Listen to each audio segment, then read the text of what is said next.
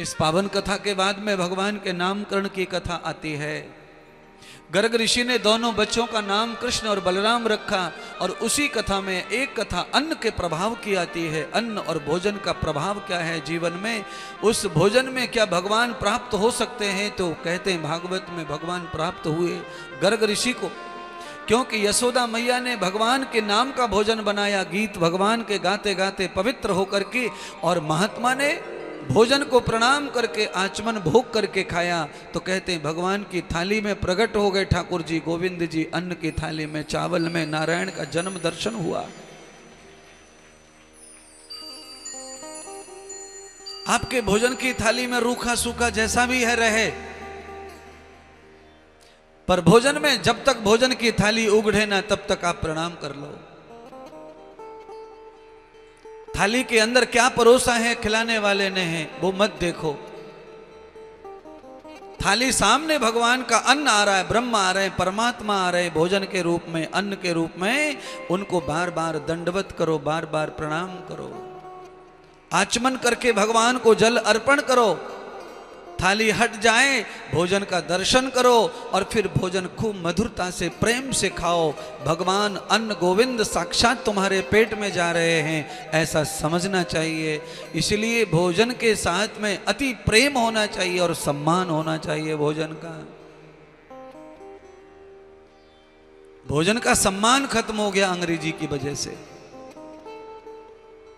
पहले भी बारात आती थी, पहले बिछाइयत होती थी, आसन डाले जाते थे बारातों के लिए, मेहमानों के लिए।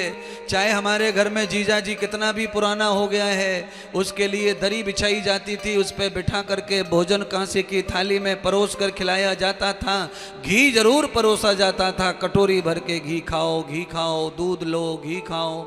ये सब चीज़ें खत्म हो गई। अब क्या खाना रह गया है? अब रह गया है दही बड़ा, पड़ा बड़ा, कड़ा बड़ा, भैंस का पड़ा।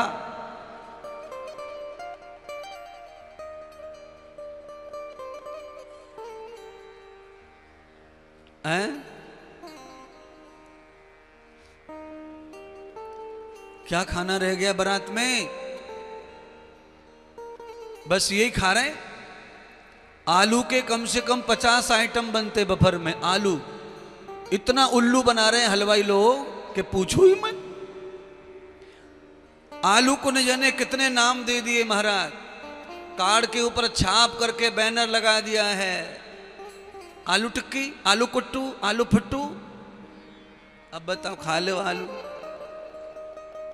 घुमा फिरा करके बस वही है और कुछ नहीं है। पर आदमी इतना खुश हो रहा है कि ओह महाराज, हमने अपनी बेटी की शादी में 88 आइटम किए थे। 88।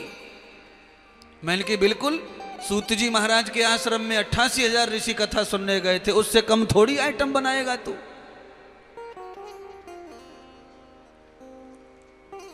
ये क्या है? 20-25 आइटम है। हमारे छोरा के यहाँ तो 80 आइटम थे। तो हमने कहा आइटम गिनाओ, तो उसमें से 80 में से 60 तो आलू के ही आइटम थे। बताओ। बेटे गंगा सागर में जब घी की धार पड़े ना कटोरे में, तब पता चले कि अब खातर हो रही है, सेवा हो रही है थोड़ा सा। पर सारा खेल खत्म हो गया। अब तो घर में महाराज घी गाय का कैसा रहता है मालूम है आपको? डिब्बे में पैक करके कंपनी का नाम छपा रहता है। क्या खाएं इस डिब्बे को, कंपनी के घी को? पहले घी खाना आनंद देता था महाराज।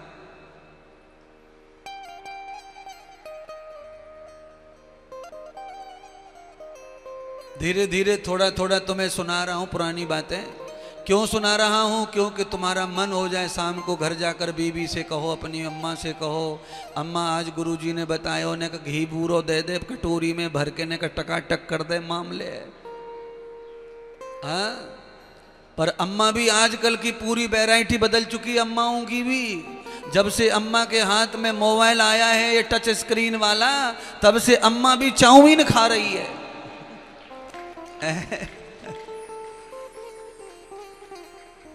क्या बताएं महाराज। अम्मा को भी सिमैया छोंकना आ गया है, वो भी वो पुड़िया में से सिमैयों को छोंक देवे टमाटर में और खावे बैठ करके, बड़ा बहुत बढ़िया है।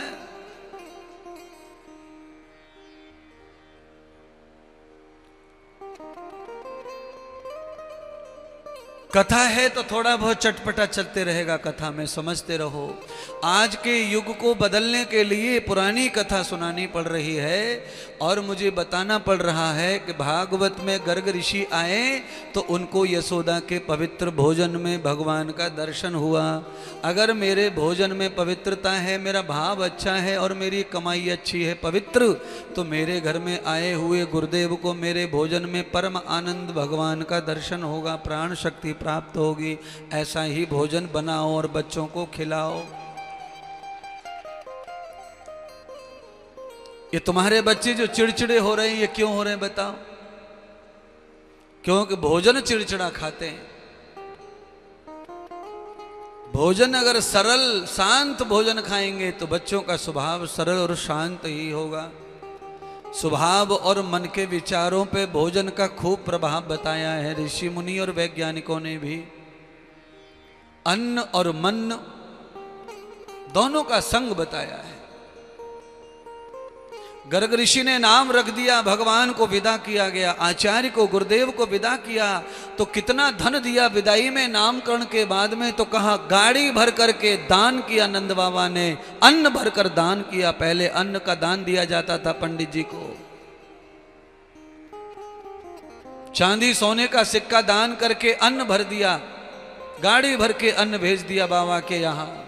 गर्ग ऋषि गाड़ी भर करके दान लेकर के चले गए।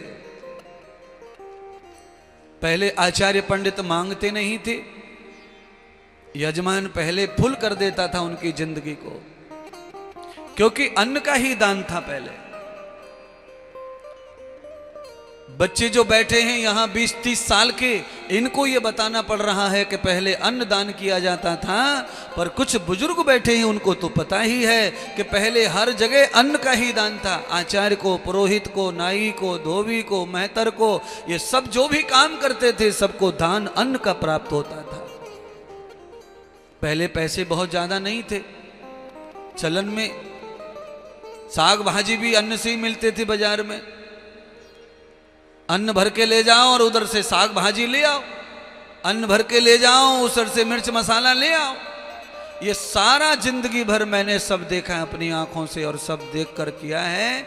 आप लोगों ने भी सब ये देखा होगा, पर अब ये सब बातें केवल बातें रह गई हैं कथाओं में। अब ये कभी मौका आने वाला नहीं है। अब तो भैया भर भंडार पैसा है सबके पास।